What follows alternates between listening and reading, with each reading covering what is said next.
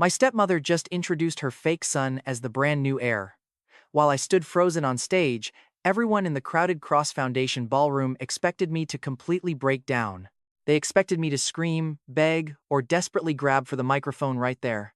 Zero reaction. Vivian just sat there, smugly crossing her legs. Wearing her pearl white gown, she kept one hand on my arm for the cameras, squeezing hard enough to warn me not to dare move. Tonight, she announced softly into the microphone, looking sad for the cameras. We restored dignity to this family. Donors leaned closer, reporters raised their phones, and my old classmates smiled smugly into their expensive champagne glasses. Staff members stood totally frozen by the service doors with trays in hand. Vivian looked back at me, her eyes fake warm. Rowan has suffered so much since Conrad passed away. She claimed pain can make a man cling to what was never truly his. She gestured grandly toward Julian Arden. He stepped onto the stage with perfectly rehearsed, confident strides. With dark hair and a white dinner jacket, he looked noble, humble, and totally free of unpaid debt. Vivian pulled the gold Cross family crest pin from a velvet box. It was the exact pin my father always wore. She held it up for the flashing cameras, then pinned it to Julian's chest instead of mine, right in front of me. Under that very crest, the entire ballroom erupted in applause while my relatives avoided looking at me. Julian touched the pin and bowed, promising to honor our name. Of course, he would. Vivian turned to face me, saying she hoped that one day I could welcome my new brother with grace. Brother. I almost laughed. It was just amazing how they found a new way to insult me. Genealogy fraud at a charity gala? Honestly, that takes some serious effort. Vivian expected me to grab it and look desperate, Julian expected jealousy, and the crowd wanted a total meltdown. You can always regret it later, right? Watch this. I took a step forward, making Vivian tighten her grip. Julian kept smiling, but his eyes flicked to her. I spoke up, congratulations, but before you accept, I have one question. The applause suddenly died down. Julian gave a polite nod, saying, of course, Rowan. I stared at his crest pin. Are you ready to accept every responsibility attached to the heir seat tonight? The microphone caught everything. My uncle shook his head, and a board member frowned. Vivian quickly recovered, begging me not to make this painful. She claimed Julian showed more dignity in a month than most do in lifetimes. Trying to avoid public drama, Julian stood tall and claimed he accepted everything. The cameras were still rolling, which really mattered.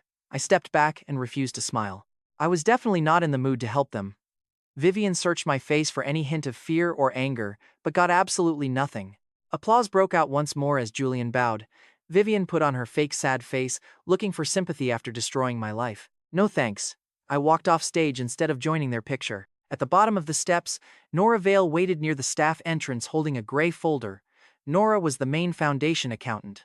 She wore a plain black blazer, simple flat shoes, and the face of someone who already knew the numbers. Nora did not offer empty congratulations because she had too much class. Rowan, she murmured quietly, this is for your health. Being publicly replaced is bad, she murmured, sliding the folder into my hand.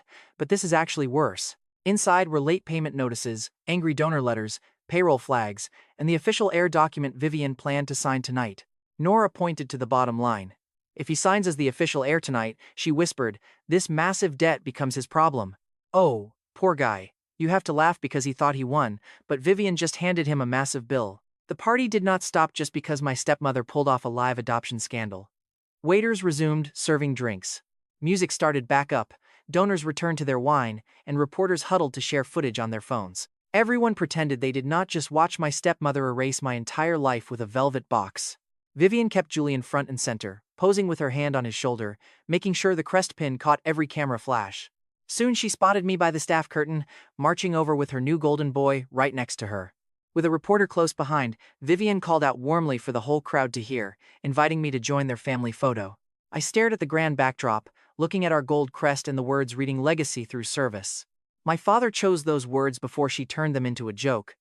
When I said no, a cousin nearby choked on their drink. Vivian gasped dramatically, begging me not to punish Julian for being chosen. She knew if I joined that photo, I validated her lie. Rejecting this would make me look bitter, a perfect trap. I told them I was not punishing him. I am just refusing to help fund a scam. The reporters raised their eyebrows, and Julian blinked. Nora stood quietly right behind me, holding the folder. She was not trying to hide, but she avoided the spotlight. Daft survived around Vivian by staying quiet and useful. Suddenly, she spotted our folder and asked what it was. Just some work, I replied, since today is all about you. Nora cracked the folder open for me to see. There were late payroll sheets, food vendor bills, clinic maintenance invoices, and urgent scholarship transfers.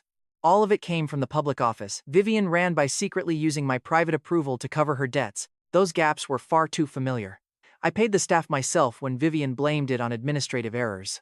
I authorized emergency money for their clinic generator while she bragged to rich donors that everything was fully funded. I took the blame from the board because scapegoating me was easier than admitting Vivian had stiffed her own cleaning crew. Helping was fine, but I was sick of fixing dirty secrets for people who smiled much better than me. Nora leaned in. The vendors need an answer by midnight. Staff gets paid tomorrow only if you keep your private authorization active. Watch closely, she's about to hand Julian all the glory while forcing Rowan to cover the bill. Naturally she will, I muttered. Why ruin one son when you can hype up another and charge the original? Nora smiled slightly for a brief moment. Then Vivian marched over, her heavy perfume arriving before her patients did. Rowan, she whispered so only those nearby could hear, do not humiliate our family just because your ego is hurt. My pride can survive a bad picture, I replied, but our staff payroll cannot. Her expression stayed calm, but her tone hardened. That demand sounded petty, but it was long overdue. The head staff member glanced at me and quickly looked down. Nora clutched the folder tightly. Vivian spoke louder now, saying I proved her point about being too sensitive for family duty. Julian walked back over with a fake look of concern on his face. He suggested talking directly to the donors to reassure them. Vivian smiled warmly, telling him that was very wise. I looked across the hall at the donor desk. White tablecloth, gold pens, tablets, a microphone, a neat little trap where praise becomes questions. Julian eagerly followed her pointing hand. He assumed he was walking toward more praise. Nora shut the folder, whispering that he had no clue what they would ask. True, I replied, but he has a nice pin. Apparently, pins solve math. And trust me, you do not want to miss the disaster that comes next. The forms were not impressed by him at all. From afar, the pledge desk looked perfectly innocent with its neat setup. Gold pens, tablets branded with our foundation logo, and a tiny, hidden microphone. It was the perfect setup that screamed charity while hiding where the money actually went. Julian walked up, expecting praise. Vivian kept her hand on his back. Her sweet smile assured the wealthy donors that a great new leader had arrived. But those pressing fingers showed she was steering her puppet. I stood back by a pillar with Nora, close enough to listen, but far enough to pretend I did not care. Their top donor, Mr. Halden, stepped up first. Silver hair, sharp eyes, and rich enough that his bluntness was called refreshing. Congrats, young man, Halden said. Your mother promised our youth clinic would get full funding under this new office. Can you confirm that tonight? Julian smiled and promised our family always honors its word. A nice, empty promise. But then, our coordinator, Lena, stepped up with a clipboard held tightly to her chest. She was not supposed to talk to donors, and everyone there knew it. Sir, she asked, with the transition set, which unpaid bills do we clear first? The urgent clinic maintenance, the student scholarships, or the frozen payroll? The crowd instantly began whispering.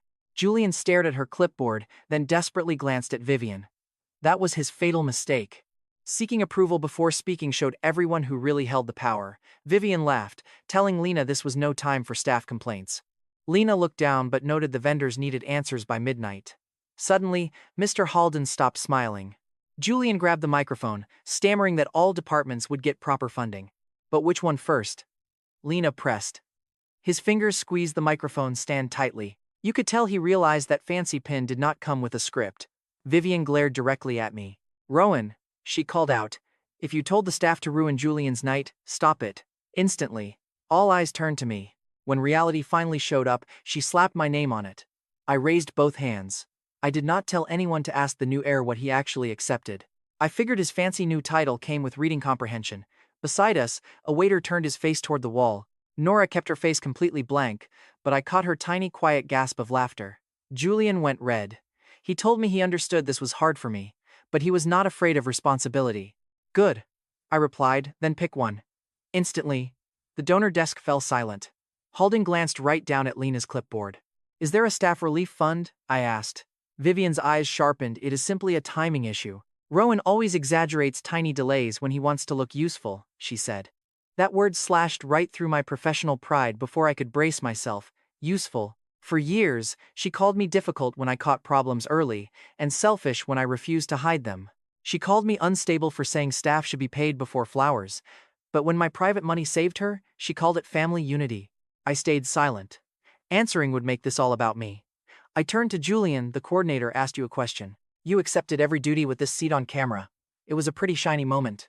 I suggest enjoying the part after the answer. A reporter lowered his phone, checked the screen, then raised it again. Julian cleared his throat, stammering that they would prioritize the clinic. Lena nodded once. So the staff relief fund remains delayed? No, of course not, he stammered. Then the scholarships? No, all will be fully honored. With what authorization? She asked. Julian looked at Vivian again. And look at this, there was the first public crack.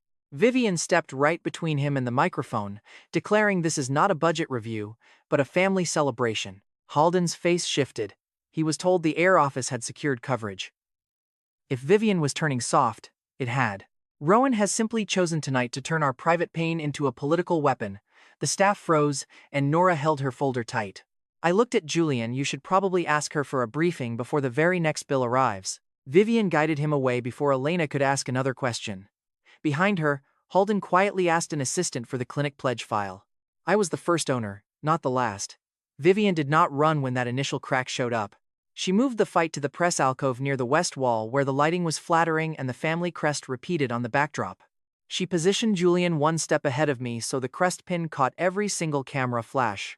Then, she cried softly. Vivian never wasted real tears on anything uncontrolled. She raised a handkerchief to her eye, paused for the press, and smiled with practiced sadness. Please do not blame Rowan, she said. Losing a position you believed was yours can make a good man speak cruelly. There she goes, defending me by cutting me open. Aunt Marie touched her necklace, and Uncle Thorne nodded with grave disappointment. My cousin Everett whispered I should just accept it, loud enough to help Vivian but quiet enough to deny. Julian lowered his head in elegant sadness. He was learning fast, not actual responsibility, but pure performance. Vivian continued. Conrad wanted peace in this family. He wanted dignity. She claimed Julian had shown both. Reporters watched my face, begging for a flash of anger for their clips. I gave them tired, quiet honesty instead. Conrad also wanted staff paid on time, I said, but I guess that part is far less decorative. A staff member near the hallway coughed into his fist. Nora kept her eyes on Vivian, whose fake tears stopped way too quickly. Always money with you, she whispered. Always documents, always suspicion. Family is not some ledger, Rowan. No, I replied, but unpaid workers are. As the crowd shifted, you just know Julian had to step in with deep concern. Rowan, I do not want to replace you emotionally. I only want to carry what I was born to carry. That was pretty bold, considering his birth certificate had absolutely nothing to do with this family. Born to carry, I asked. Vivian's eyes warned him, but Julian had already tasted the applause and wanted more. Yes, he declared. The family needs someone who unites people. Several guests murmured in agreement. I nodded. Then go unite the vendors with their late payments. Start right there. His smile tightened. Vivian turned directly to the relatives, asking if they saw how I mocked the son trying to heal this house. Everett stepped forward, telling me to stand with them and shake Julian's hand for my late father's legacy. For my father's legacy, I repeated, looking down at the tape marker pasted to the carpet. Vivian wanted me beside Julian, hand on his shoulder, blessing this entire lie for the morning cameras. No, I said, making Everett stare. I will not bless his lie. I am not going to clap for my own replacement, and I won't call it healing just because Vivian says it softly. The room went quiet enough to hear the faint music behind us. For a fleeting second, Vivian's face showed pure, raw irritation. Then her smile returned. Very well, she announced, if Rowan doubts Julian's devotion, then we remove all doubt. Nora looked up. Vivian faced the reporters, declaring that Julian would sign the Heir acceptance record tonight in front of everyone. Don't ever say he feared stepping up. Julian's eyes widened only a tiny bit, but I caught it. He wanted easy applause, not stacks of paperwork. Vivian squeezed his arm, giving him a tight, won't you, dear? With cameras locking onto him, Julian flashed a smile 1 second late, claiming he was ready. Vivian eyed me with smug triumph. Her biggest mistake. She believed this signature made him brave. To me, it just proved he was trapped. The entire table was carefully set up to make a terrible mistake look official. Gold-edged documents, 2 fancy fountain pens, a microphone, and our family crest. At the very center sat a carved chair from my late father's office. It was incredibly heavy, ugly, and uncomfortable. My father always said that seat kept heirs honest. Julian sat right down, looking absolutely thrilled as his pin shone. Flashes exploded. Vivian stood behind him, playing the proud mother. I stayed in the front row beside Nora, Staff lined the wall while donors hovered in groups. Nearby, hungry reporters formed a tight half-circle with phones ready. Vivian spoke in her soft stage voice, announcing that tonight Julian accepts both honor and real service.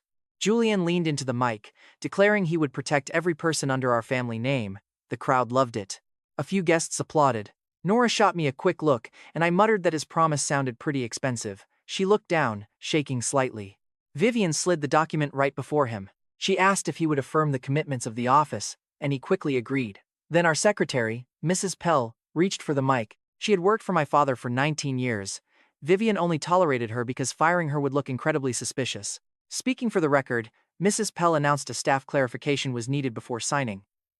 Vivian's head turned remarkably slowly. Mrs. Pell adjusted her glasses, stating Miss Vale had submitted a priority list regarding delayed payroll and outstanding office debts. Nora stepped up. The staff by the wall instantly straightened the right up. Vivian offered a thin smile, calling this a simple ceremony. Nora ignored her, looking right at the paper, then at Julian. Watch closely here. That paper clearly holds him fully responsible for every single outstanding debt of the office. Julian's hand froze directly over the pen. Nora asked him point blank which delayed workers get paid first if funds are short tonight. The regular staff, clinic maintenance, or the scholarship processing clerks? The deafening silence that followed did more damage than any speech. Julian blinked, stammering that surely all workers are valued equally. Nora replied that was no instruction. Vivian immediately stepped forward. Vivian snapped that it was disrespectful to ambush the heir with tiny details. Nora flatly replied, payroll is not a detail. Donors started whispering. Get that, a reporter muttered. Julian desperately tried again, claiming they would start with the main finance department. Nora paused. There is absolutely no main finance department under that name. Her words hit flat and clean. Julian's grip tightened around his pen as his fake smile faded. I actually knew the real answer. Staff payroll first, clinic emergency funds second. Then scholarship transfers with proper notice before midnight. I knew this because I was doing the actual work Vivian labeled as instability. He chose that seat, so I kept quiet. Then Vivian pointed right at me. She blamed me, claiming I used staff loyalty to embarrass him. I just shrugged. Because he is. I am just standing here. Behind us, someone let out a small scoff, not a laugh, but enough to thoroughly annoy Vivian. Julian snapped at me, accusing me of wanting him to fail. I calmly told him I just wanted him to understand his new job. Failure is entirely on him. Mr. Halden called out from the aisle, asking Mrs. Cross why the heir office was presented as ready when these debts are completely unresolved. Vivian smiled, claiming these issues are easily managed when everyone acts in good faith. Julian stared down at the document, asking if he could review the details first. Instantly, Vivian's hand clamped onto his shoulder. The heavy pressure was obvious. She warmly agreed, but added that the family needed absolute certainty tonight. Julian swallowed hard. Under the glaring cameras, he grabbed the pen. His hand shook once. Then, he signed. Mrs. Pell stamped the paper and slid it straight into the heir acceptance tray. The sharp stamp sounded so small. Vivian immediately began clapping first. Relatives joined in. The donors hesitated momentarily before following along, desperate to pretend they had not noticed anything wrong. But they noticed. Former classmates stopped smirking while the staff began whispering. Earlier, Julian viewed that massive chair as a grand status symbol. Now, it just looked a whole lot heavier.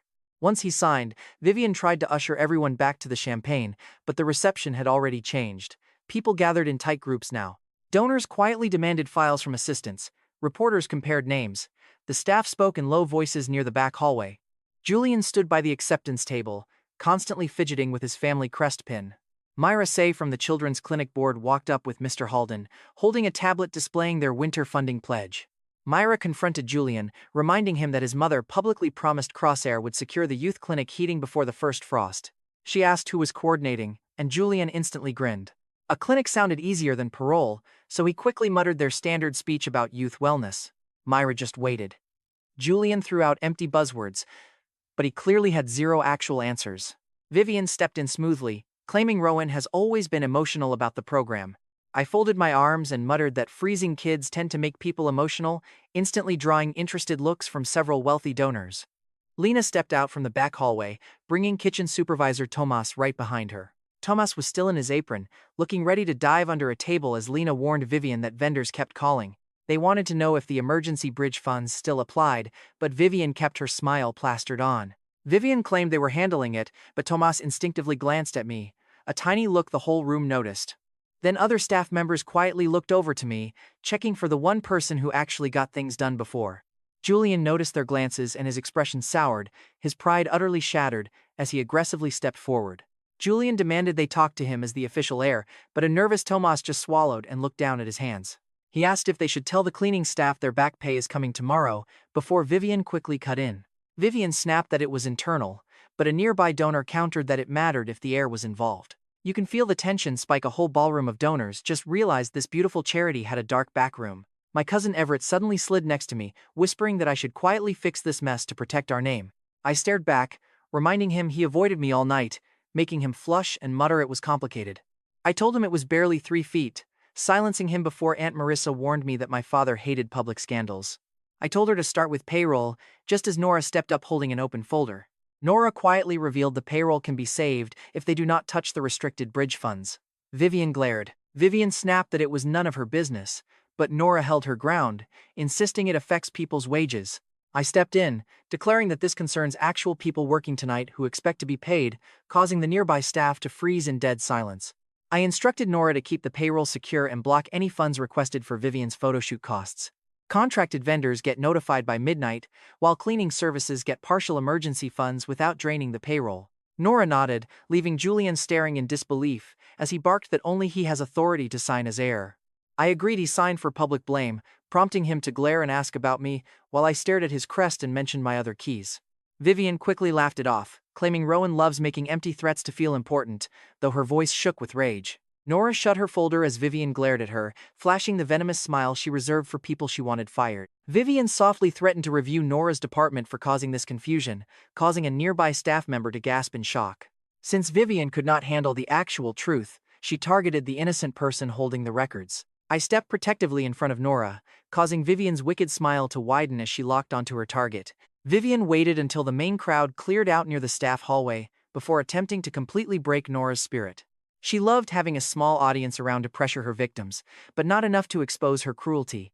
This hallway linked the ballroom to the main office, cluttered with tables of place cards, vendor letters, and a laptop displaying payroll details. Staff walked past pretending not to care, but they heard every single word. Vivian marched in with Julian and 2 family members in tow, while I stood quietly by the table. Nora faced Vivian while tightly clutching her folder, as Vivian put on a fake, sympathetic act about how Rowan manipulated her because of his petty bitterness. Nora remained silent, so Vivian placed a hand over her heart, dramatically asking her to fix this massive misunderstanding. She claimed it was just a simple administrative error, making Nora look down before staring right back at her. And then, she says no, instantly freezing the entire hallway while a shocked waiter stands completely still with his tray. Mrs. Pell appeared in the doorway, refusing to leave, while a stunned Vivian blinked and demanded an explanation. Nora firmly stated that these were not simple clerical errors, but deliberate delays after making huge public promises. Innocent workers took the fall for timing issues they never caused, while Julian adjusted his shiny family crest pin. It looked pretty cheap near the mop closet. Vivian kept her voice soft, claiming Nora was tired, and I put her in a tough spot. Nora shook her head. Rowan filled the gaps that shouldn't have been there and defended the scapegoated clerks. Nora added that Rowan protected their pay repeatedly without demanding praise. My throat tightened up before I could crack a joke. Vivian noticed everyone staring at Nora. For years, these employees stayed silent, but now someone was finally speaking the truth. Vivian warned her to be careful, saying the family trust wasn't something the staff should ever challenge. Nora pulled out a single sheet from her folder, calmly stating she wasn't challenging them, just refusing to falsify documents. That single paper held dates, names, and approval signatures. In this tight hallway, it carried far more weight than Vivian's sweet talk. Julian stepped forward, accusing her of showing me confidential documents. Nora countered that Mr. Cross already had the right to review protection schedules. Hearing my name made Julian's jaw clench. He hated hearing me associated with power while he wore that family crest. Vivian saw his anger and instantly weaponized it. She claimed Rowan was always skilled at making vulnerable people feel like they owed him. Nora went pale but stood her ground. I stepped right in front of her, warning Vivian to be careful about accusing her own workers of being too weak to speak up. Vivian shot me a hurt look, pretending she was protecting them while actively threatening their jobs in a dirty hallway. Nearby, a service worker set down a tray, and that sharp clatter made everyone instantly turn their heads. The poor guy looked terrified, then furious, before staring down. Julian turned to the crowd, insisting nobody was being threatened. He demanded loyalty, so I asked if he meant loyalty to paychecks or his cheap speeches. He turned red as Nora set the document down. Nora told me the safeguards must stay active, and if I wanted them preserved, she could help. She could isolate payroll protection from our main dispute. This was a massive test, and the pressure was real. Vivian thought I would use Nora as a human shield, wave the papers around, and drag innocent workers through the mud. Part of me wanted to. Instead, I looked at Lena, Tomas, and the rest.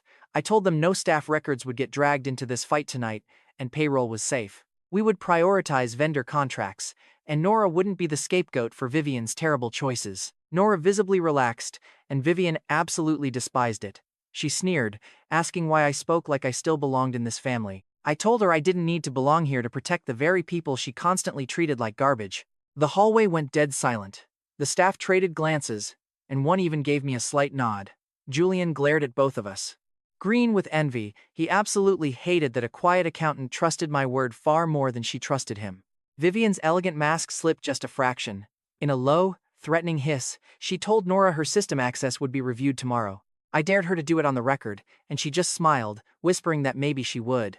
That's when I realized her next strike wouldn't target my finances. She was going to paint me as a dangerous lunatic for shielding the staff. Sure enough, 12 minutes later, she launches a brutal trap on the ballroom screens, but wait, she calls it transparency. But it was pure poison. Meanwhile, the hallway staff slowly drifted back into the main reception room. Vivian escorted the crowd toward the massive screen by the stage. Julian stood tall beside her, his face looking incredibly stiff. Nora stood right beside me, visibly pale but holding her head high. Cameras flashed as Vivian raised a tablet with both hands. She announced that she hated doing this in public, which obviously meant she wanted maximum public humiliation. She claimed she couldn't stand by and watch innocent workers be manipulated in Rowan's vicious little war against the family. Suddenly, all eyes locked onto me. They saw the classic black sheep, the crazy outcast who simply couldn't handle being replaced. Vivian tapped her screen, pulling up security footage of the hallway. It was silent, heavily edited, and totally out of context. They showed me hovering near Nora, then my hand briefly touching her folder when she walked by earlier that night. Then came clips of me aggressively stepping in front of her. No context, just jump cuts designed to make me look like a dangerous bully. Vivian's voice trembled, weeping that this was her biggest fear. She accused Rowan of using his late father's legacy to blackmail employees and sabotage Julian's big moment. Nora's eyes flared, and Julian leaped forward to pile on the lies. Julian shouted that I made up allegations to humiliate him and stole documents to cause panic. That accusation was his fatal mistake. Lying had never really stopped this family before, but this time, he formally put his own name on the claim. I asked if I stole and fabricated. Julian sneered yes, and the microphone captured every single word. Perfect. Vivian keeps going before he can even notice, telling Nora to speak up if Rowan pressured her. She promises that if Nora admits she was used, the board will treat her as a victim instead of an accomplice. Nora freezes. That single word, accomplice, changes everything. The staff, the donors, they all hear it. Nora sees her entire life being dragged right into Vivian's trap. The threat behind the offer is loud and clear. You can feel the heavy doubt filling the room, phones turning my way, relatives backing off, and the staff looking absolutely terrified. Vivian structured her lie perfectly, matching the villain role she has been painting me in all evening. It makes me look unstable, controlling, and desperate after losing my rightful seat. Part of me wants to leak every file and destroy her right now, but those records contain private staff data and sensitive hardship files. She knows I cannot leak them. If I do, she will just claim I am exploiting innocent workers. Nora quietly whispers my name, her knuckles turning white on her folder. I glance from the screen, to Vivian, then Julian. I call her out on editing the audio. Vivian instantly tears up, acting like the visual alone is too painful to bear. Julian demands I prove it if I have nothing to hide. I almost smile. I refuse. As the room gasps, Vivian looks triumphant. But I explain I will not leak private records just because she staged a clip show. I am not letting her turn employee hardship details into cheap gossip. Nora looks up at me, and the staff lean in. I propose a quick solution and immediate, on-the-record emergency donor board review. Vivian presents her accusation, and Julian can sign it as heir if he believes her. We will review Nora's files privately, and since Julian took the heir seat, this audit will include all his official duties, too. Vivian's smile slips for a split second, and a few people definitely catch it. Mr. Holden steps up, calling it a fair point. Myra Say nods, demanding an audit if there are payroll issues. Another board member insists the edited video and its original audio must be preserved. For the first time, Vivian's grip tightens around her tablet, but she quickly recovers. She claims she only wants complete transparency. Julian whispers to her, asking if this is safe, unaware a nearby reporter is recording him. Vivian touches his arm, urging him to sign the statement and show everyone he is not afraid. Julian glances at his pen and nods. But here is the scary part: the crowd in this room still doubts my every move.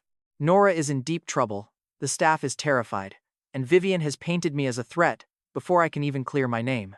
The danger is very real now, and she truly believes she has me cornered. This emergency review takes place in a side conference room, complete with leather chairs, a glass table, dual screens, and a giant portrait of my late father staring down at us.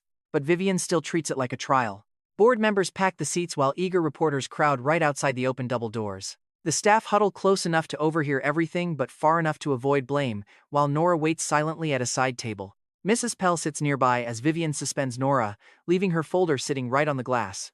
Vivian claims this is just for everyone's comfort, but Nora remains stiff and clearly furious under the calm act.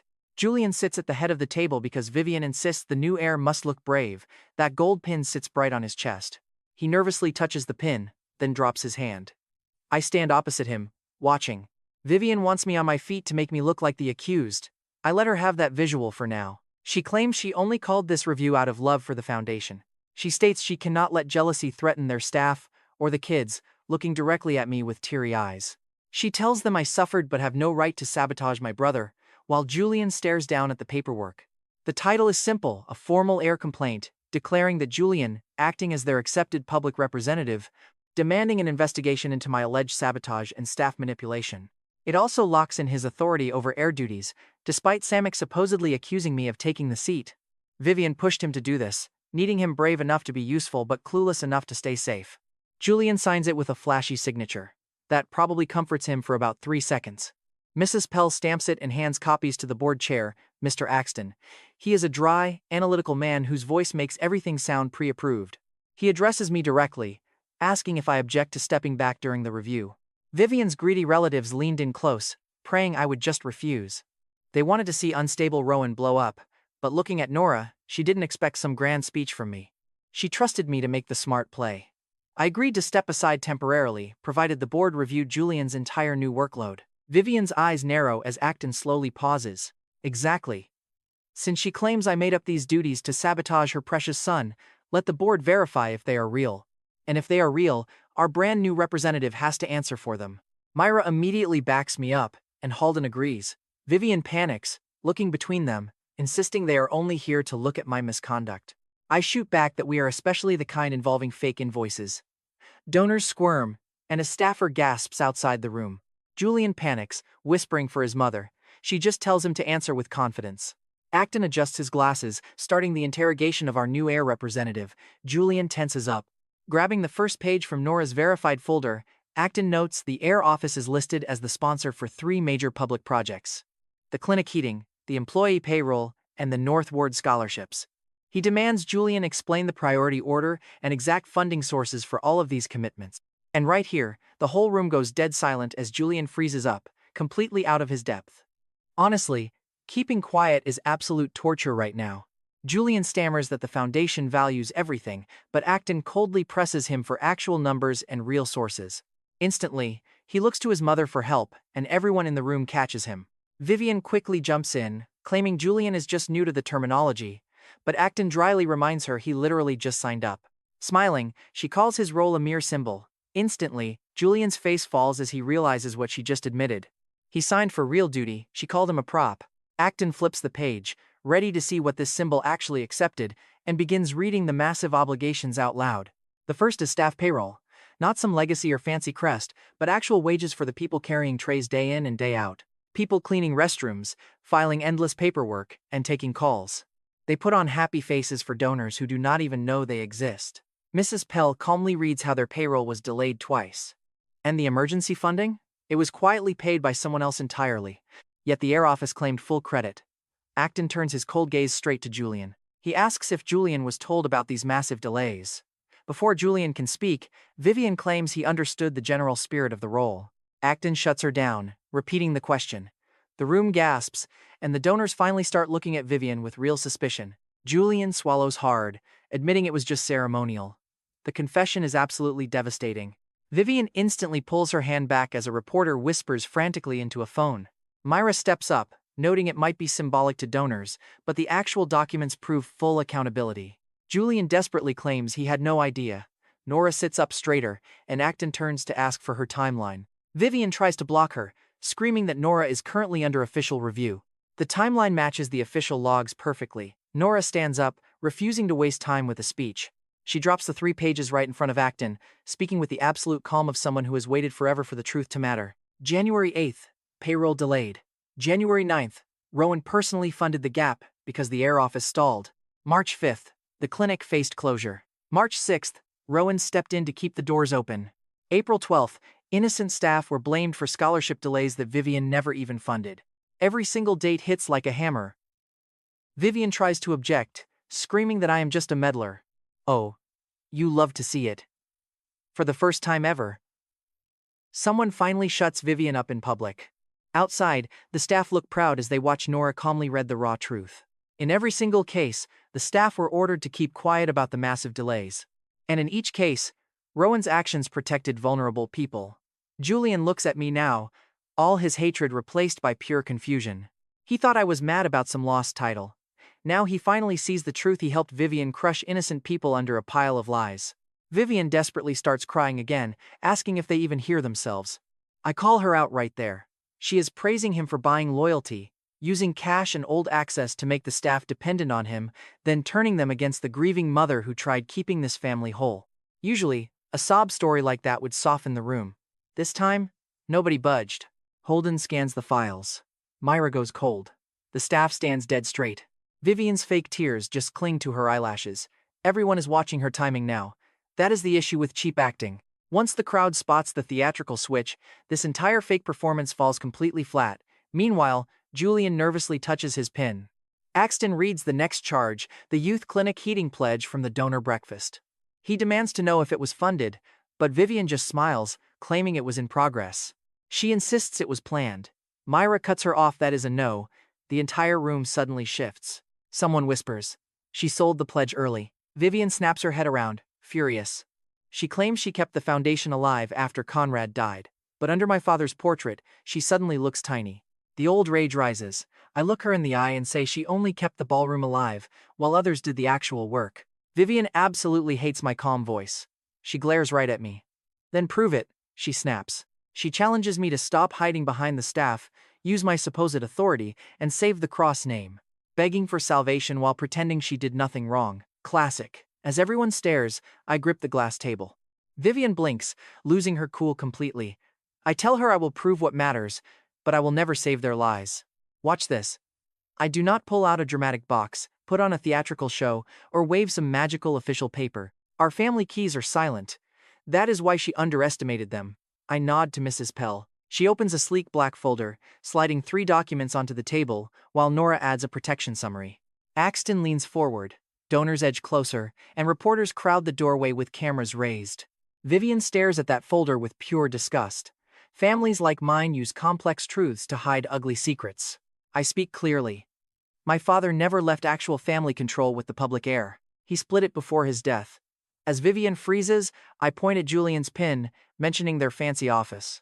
Those are just shiny toys to impress donors and get Vivian the applause she craves. I tap the folder. The real control and authority sit right here with me. A whisper ripples through. Vivian laughs nervously, calling it absurd.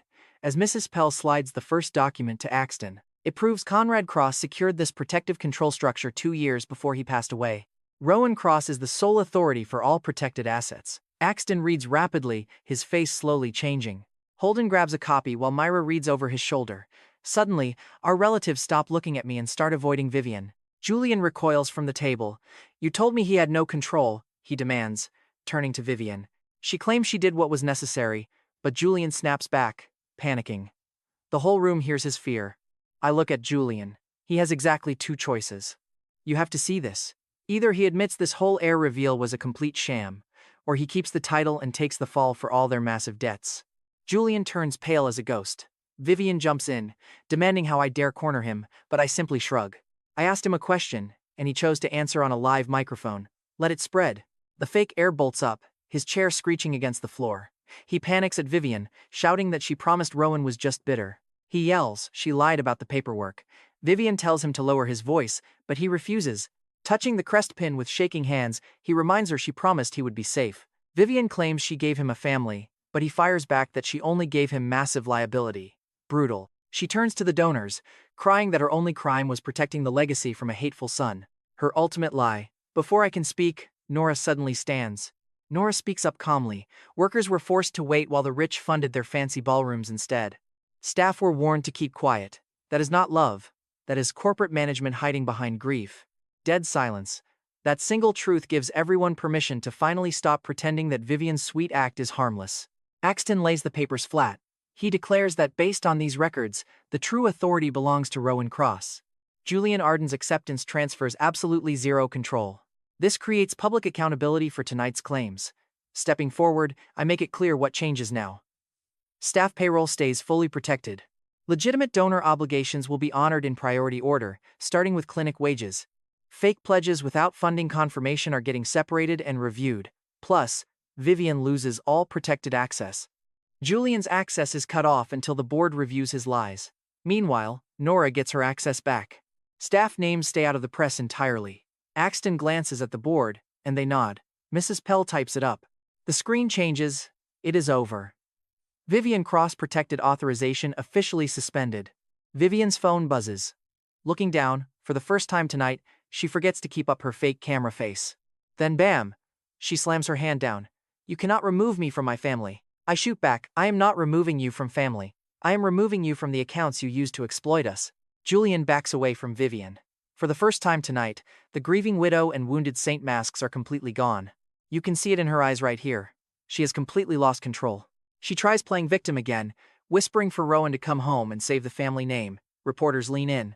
She looks at the stage, telling him to stand with her and prove they are still a family. One last photo, one last script, her desperate final attempt to make me clean her mess. Looking past her, I see my father's crest pinned on Julian. I agree, and her eyes instantly light up.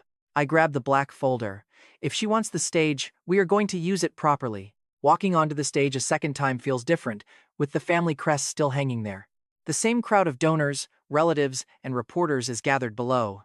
But they are not waiting for me to melt down anymore. Now, they are watching Vivian, waiting for her next lie. She stands by the mic, knuckles turning white as she grips her hands. Julian stands behind her, his chest still sporting that family pin. I walk out, clutching that black folder. Nora follows close behind toward the side stairs, carrying the staff records alongside Mrs. Pell. Vivian snatches the microphone first, claiming tonight has been painful, but families survive when they choose forgiveness. With teary eyes, she begs Rowan to come home and help save his father's name, but then I step up to the mic. No, just one word, ringing through the speakers. Vivian's fake smile freezes on her face. I announce I will protect the workers this foundation ignored and honor the clean promises made to clinics and donors. I will protect my father's real legacy. Looking right at her, I refuse to rescue her lie. I will not pretend Julian is my brother, or smile for some fake photo to brush this all under the rug. And I am not coming home just because you finally found a massive bill you cannot pay off in secret. Vivian steps closer, begging me to say she was grieving or misled anything to let the family save face. Typical. No real apology here. You do not want a son, you just want my signature. Absolute silence. Aunt Marie lowers her hand, and Everett slowly backs away until Vivian is standing entirely on her own. And honestly, watching her allies pull away hurts her more than any exposing documents. Julian moves next under the flashing cameras, his hands trembling as he unpins the family crest from his jacket. It snags. He rips it free anyway, claiming he believed it was purely ceremonial. Vivian turns on him with absolute fury. He flinches when she snaps his name, but faces the crowd to confess he is not Conrad's son. He accepted because Vivian told him the family wanted him. The whispering crowd is not confused anymore. It is pure judgment. Reporters shout questions about the fake heir, the unpaid staff, and the doctored video footage. Too late. Vivian begs to fix this in private, but I just take a step back.